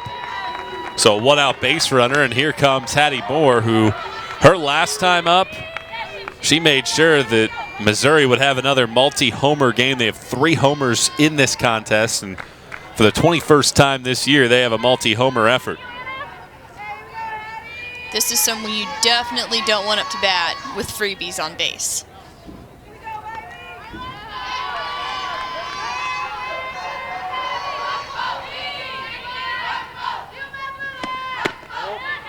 Missouri has hit a home run in 39 of its 50 games this year. You're going to win a lot of games, as Missouri, of course, has, when you hit the ball out of the ballpark with that level of frequency.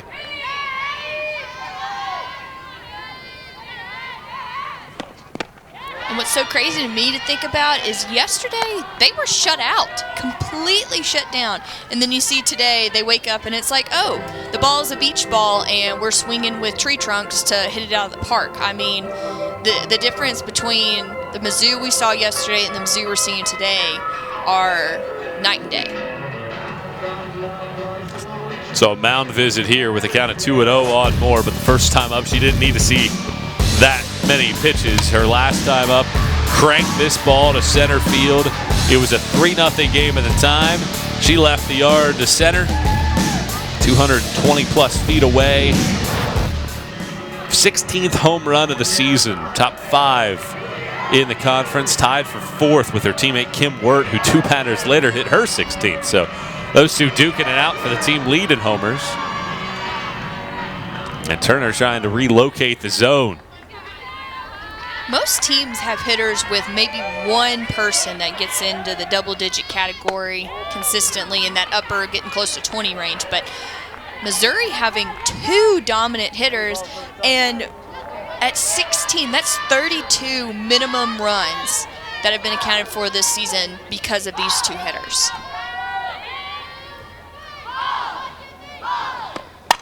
She swings on 3-0 and keeps it fair down in the left field corner. Hustling over to third Blair. She'll stop there. Missouri in business with 1 out in the 7th, looking to expand the lead. And now 2 runners in scoring position, looking to get those 2 runs that they gave up just a few innings ago.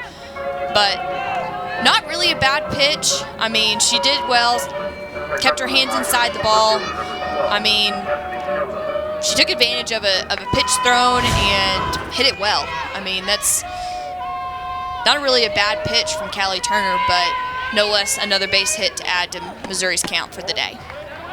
Moore had a 5-game hitting streak entering yesterday. Hitless yesterday, 2 extra base hits here today. Friday night's game was the first time all year that Missouri didn't have an extra base hit. They've made up for it today, and Cassidy Shomo trying to join the party. The only player on the lineup that has not either reached base or produced a run.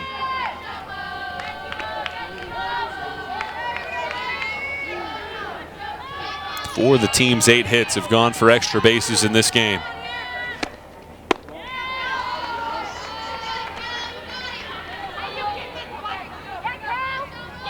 Now, Shomo may have not necessarily produced so much offensively today, but she has had several plays in the outfield where they have essentially been game-saving plays. And it's not a stat line, but it's at least something to contribute to the win today. Pops out to short here. You're right, because the catch that she made in the 3rd inning, completely game-changing. If she doesn't make that play, perhaps Tennessee sneaks back and maybe even takes a lead in that 3rd inning, instead preserved a shutout at the time. So now here comes Kim Wirt, who has 2 hits in this game, including a homer that cleared the scoreboard and left her last time up.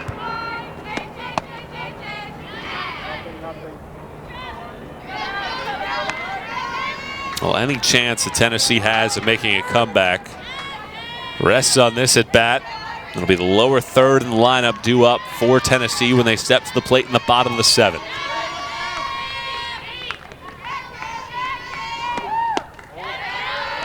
Well, with first base open, would you rather face Kessinger over Wirt? I don't know. It's a flip of a coin, if you ask me. Wirt hits it out to short. Davis picks it up, throws across the diamond to end the inning. So Turner does a good job. Another scoreless inning.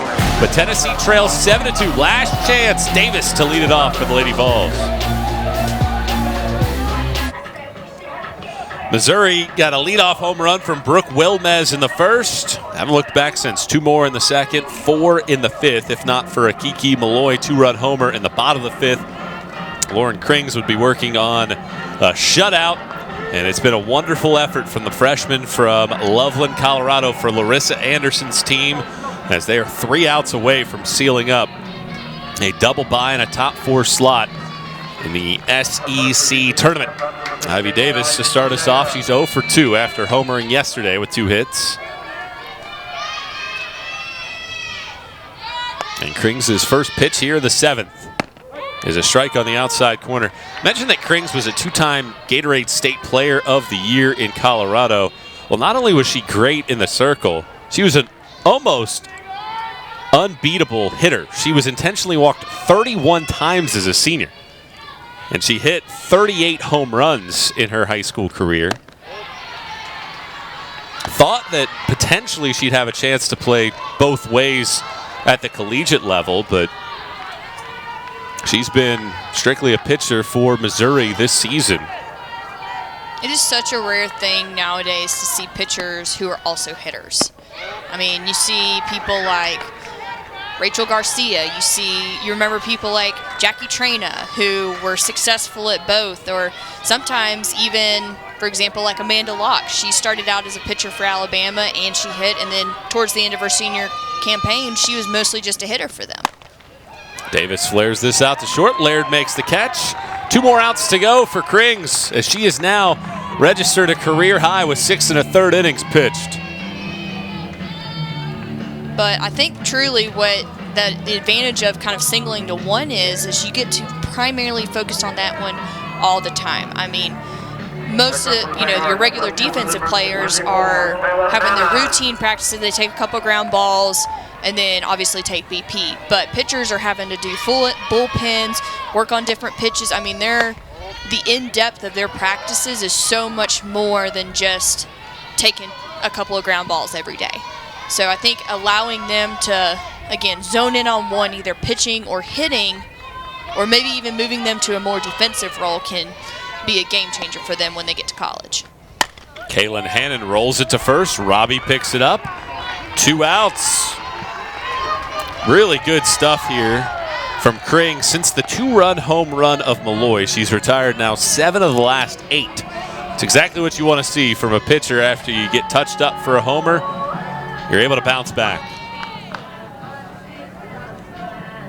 And I'm sure that when she was being recruited, that's what what her coaches are looking for. That, I mean, in general, you don't want to see a player that gets a home run hit off of her and she just crumbles and falls to the ground. It's like, oh, pitiful me, what am I going to do? You want to see how she rises.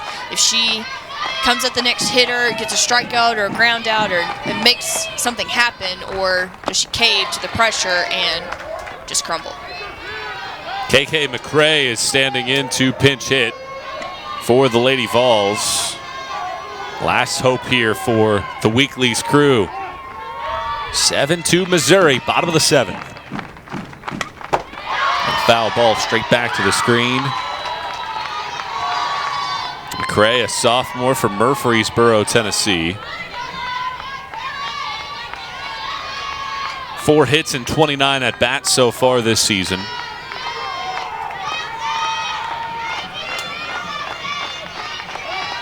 Missouri fans making noise.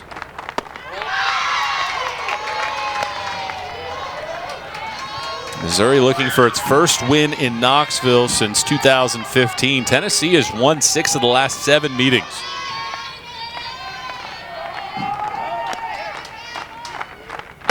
Swing and a miss. Well, Krings has only struck out 3 in this game. She entered averaging over 9 per game, top 30 in the country. But sometimes you don't need the strikeouts to have a dazzling effort. Not at all. Defense has got your back. You're in pretty good shape. The 2-2. And the count runs full now at 3 balls and 2 strikes. Well, certainly for Krings, you'd like to get McCray and end this one, not have to deal with Malloy in the top of that lineup again for Tennessee, and keep this thing moving along.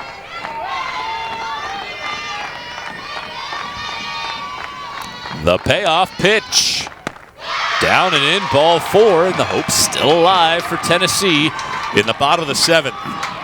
And truthfully, Michael, not really someone you want to see up in the bottom of the 7th for Tennessee. Now, granted, they still have a 5-run lead, but you're not wanting to give any opportunity for Tennessee to come back. This is where you've got to shut the door and close the game out. Well, Larissa Anderson's out into the circle. Well, if you start doing the math, you have Malloy up. That would make it 7-4 if she scored. Ayala would make it 7-5. 7-6 for Morgan, and Seger will be the tying run, so Krings does not get the complete game. Pitching change, a lefty coming up to try to close this one out.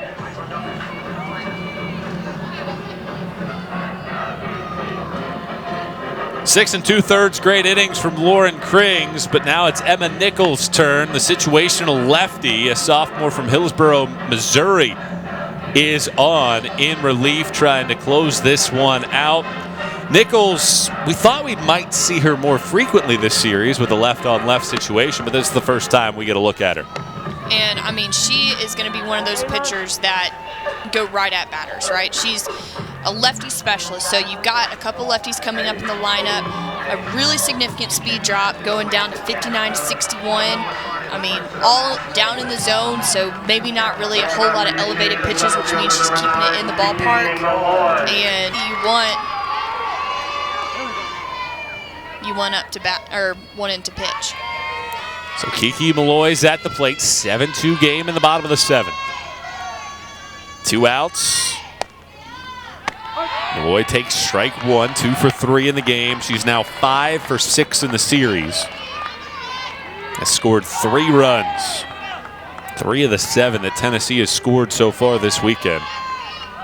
Malloy has touched home on, and she's driven in another as well. Nichols great out of the bullpen right now. Gets ahead at 0-2.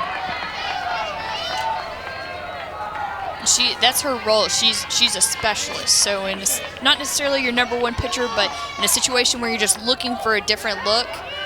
I mean, going from really a rise ball pitcher to now a down ball pitcher, just that change in plane can be tricky to catch up with in just a few short pitches.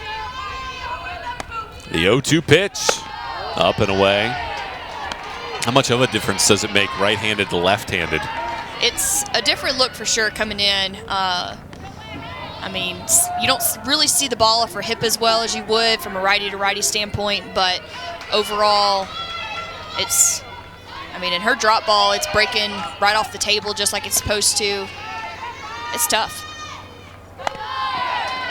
Malloy just does stay around, got a piece of it off of the ground.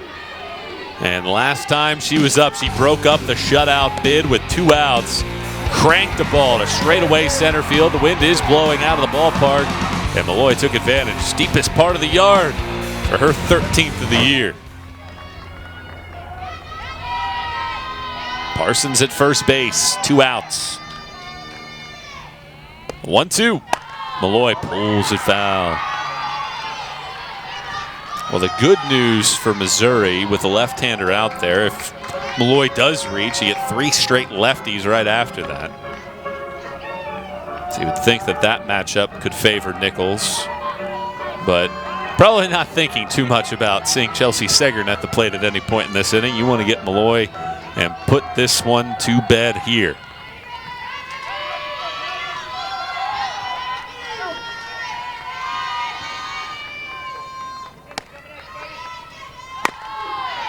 Malloy hanging around, good at bat going right now. And that's what you expect out of Malloy, right? She's not one of those that's going to be a 1-2-3 strikeout kind of at bat. She's going to fight for everything tooth and nail. I mean, it's senior day. They're playing for the opportunity for, we've talked about this all game, the double bye into this SEC tournament. But she's fighting tooth and nail down to the last out. Another 1-2 pitch from Nichols. Change up into center field, a base hit, and the line keeps moving for Tennessee here in the 7th. She brings a little spark back. You see the crowd getting up a little bit. We've talked about this endlessly, but in the SEC, it is not over until that last out is played. And if you get a rally going, even with 2 outs, again, we've got the heart of the Tennessee lineup coming up. This is what you were trying to avoid, and now you're getting into it. You're getting a couple seniors up to bat this could potentially be their last at bat at Sherry Parker Lee Stadium. They're going to fight tooth and nail for everything. Amanda Ayala has 2 hits, 2 outs, 2 on in a 5-run game. Well, we kind of mentioned it. I think you would have liked to have seen Krings get at least another batter just to see if she could get out of it. She'd been effective all day long. And you bring in Nichols out of the bullpen. Only needs 1 out, though.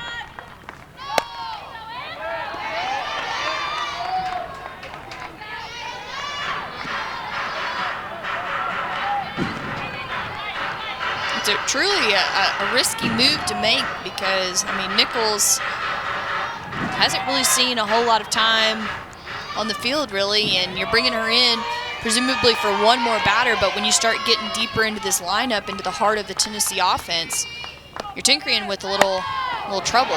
Ayala laces 1 to right. That's a base hit. Here comes Parsons to the plate. Malloy over to third. And it's a 7-3 ball game. I mean, this is what we talked about. It's not over till the last out is done. And you don't have to do too much with this pitch. It's inside.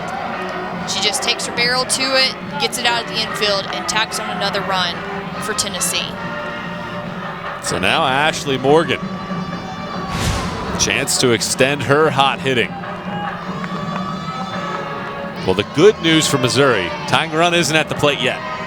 Not yet. You're not there yet, so you still do have the advantage. You just need the out.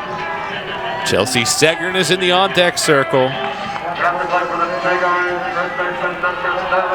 for Tennessee. But right now it's Nichols versus Morgan. 7-3 game, second to last game of the season. Strike at the knees, outside corner. Nichols gets ahead. Missouri fans getting their arm workouts in with all the applauding. They've been trying to root this team on for 3 straight batters.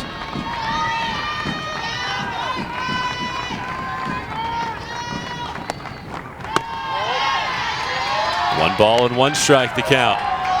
And we talked about this youthful group for Missouri. These are the moments that you're going to run into if you want to play deep into the postseason.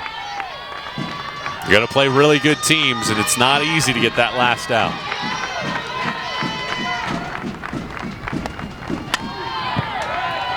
Tennessee down to its final strike. After the first 2 were retired, a 2-out walk to KK McCray. Back-to-back singles. Gotten 1 run in to make it a 7-3 ball game. So the difference in the game right now, a 4-run 5th that featured 2 home runs.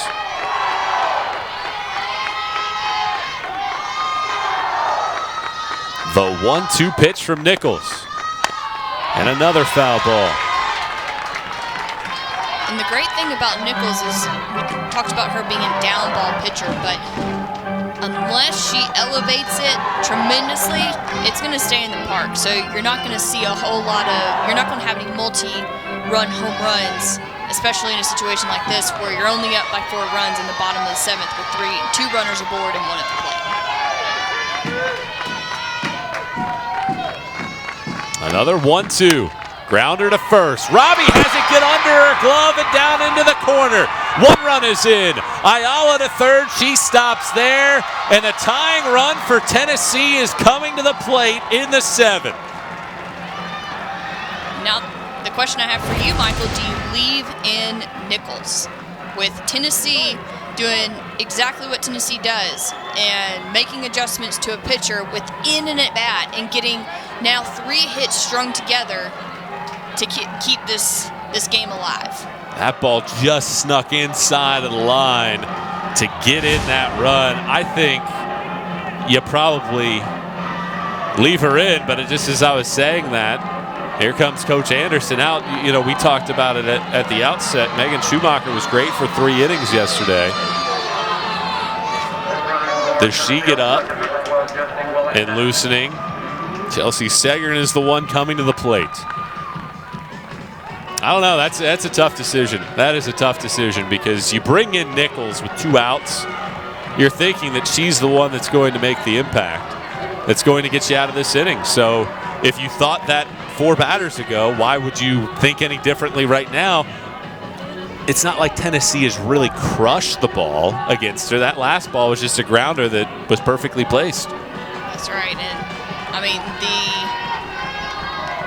the rally, you've got to figure out a way to stop the bleeding, whether it be a strikeout, whether it be a fly out, a ground out, something that finishes this game. Like Coach Anderson has been talking to and preaching to them, you've got to finish it. You can't play hard for 6 2/3 innings and expect to close it out in the 7th. 7 2/3 innings. No? 6 and 2. Yeah, you're right. You're right. You're thinking about it. Yeah, but we don't do math up here. Yeah, we just use words. We don't do numbers. We watch games and call softball. So here's Chelsea Segern, the tying run with 2 outs. Grounds it off of first base. That's where a lot of the foul balls have gone too. So it's not like these hitters have been launching balls down the line. They've just rolled over them, and eventually they find the right pitch to hit. And that's really with these lefty hitters what you want to see. You want to be able to see Robbie at first get the easy grounder, touch first base, donezo with the game. But it's getting it on the ground and where she can get to it has been kind of the issue. Segern rolls it to first. That one is foul. Again, good news for Missouri. 2 strikes to nothing. And truthfully, at this point with the lefty hitter, you've got 2 balls that have now been pulled. As a second baseman for Bailey and Robbie, I'm hugging that line. If it's fair, I need to be able to get to it and keep it in the infield. And you see them move over just a little bit this time, now that we've had 2 balls go that way. Here's the 0-2. Segern rips it just foul down the line. She is flirting with that white chalk. First base, right field. Tennessee sensing this is a moment, one of their best players at the plate. A preseason all-conference pick, a player that is top 10 in 6 different categories offensively, including RBIs in her career.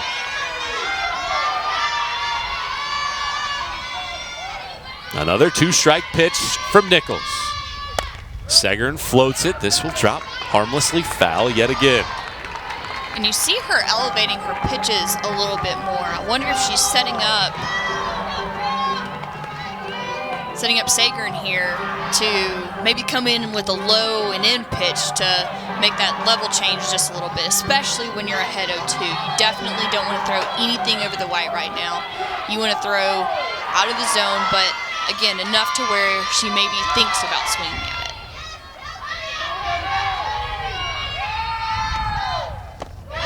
Pitch misses down and away, 1-2. First time in the at-bat that Segern didn't swing.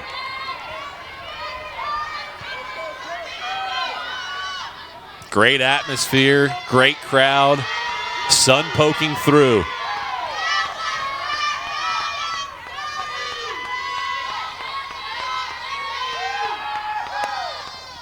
Segern strikes out swinging. Nichols gets the strikeout to close it out, and Tennessee leaves the tying run at the dish. What a game, but it just goes to show how far this Missouri program has come from just 13 SEC wins in the 2 years prior to Coach Anderson's arrival to now a double bye. And that double bye, we've talked about it time and time again, is crucial for being successful in the tournament. You want to keep your players fresh, and especially their pitchers fresh.